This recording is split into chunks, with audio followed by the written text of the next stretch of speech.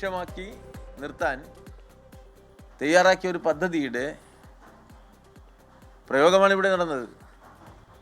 അതുകൊണ്ടാണ് പ്രതിപക്ഷ നേതാവിന് ആവർത്തിച്ച് ജമാഅത്തെ ഇസ്ലാമിയെ ന്യായീകരിക്കേണ്ടി വന്നത്. വിചിത്രമായ ഒരു കാഴ്ചയാണ് കേരളം കണ്ടത്. ഇങ്ങനെ ഈ കേരളത്തിലെ കോൺഗ്രസ്സിന് കീഴോട്ട് പോകാൻ കഴിയുമോ? ഇങ്ങനെ അധപ്പതിക്കാൻ പാടുണ്ടോ? തെരഞ്ഞെടുപ്പുകൾ വരും പോകും, ചിലപ്പോൾ ജയിക്കും തോൽക്കും. രാജ്യത്ത് ജനാധിപത്യം നിൽക്കണ്ടേ? രാജ്യത്തെ ജനങ്ങളെ പരസ്പരം തമ്മിലടിപ്പിക്കുന്ന രാഷ്ട്രീയത്തെ പ്രോത്സാഹിപ്പിക്കാൻ പാടുണ്ടോ? വിശേഷിച്ചും കേന്ദ്രത്തിൽ BJP അധികാരത്തിലിരിക്കുന്ന ഒരു കാലത്ത് വലിയ പരിശ്രമം എല്ലാവരും ഒന്നിച്ച് അത്തരം തീവ്ര വർഗീയതയെ തോൽപ്പിക്കാൻ നടത്തേണ്ട ഒരു സന്ദർഭത്തിൽ കേരളത്തിലെ കോൺഗ്രസ് ആ ഗൗരവബുദ്ധി കാണിച്ചോ?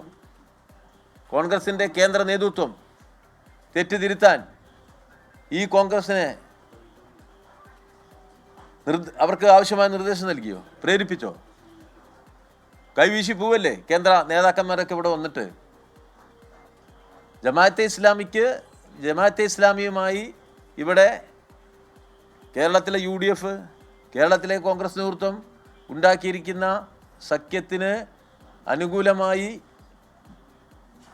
കൈവീശി തിരിച്ചു പോയല്ലോ ഇവിടെ വന്ന കേന്ദ്ര കോൺഗ്രസ് നേതാക്കന്മാരും.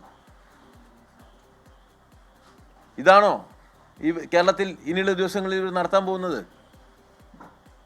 ഇത് എത്ര അപകടകരമാണ്! ഒരു രാഷ്ട്രീയമായ ഉൾക്കാഴ്ചയില്ലാത്ത അപക്വമായ ഒരു രാഷ്ട്രീയ നേതൃത്വമാണ് കേരളത്തിലെ കോൺഗ്രസിനും UDFനും ഉള്ളത്.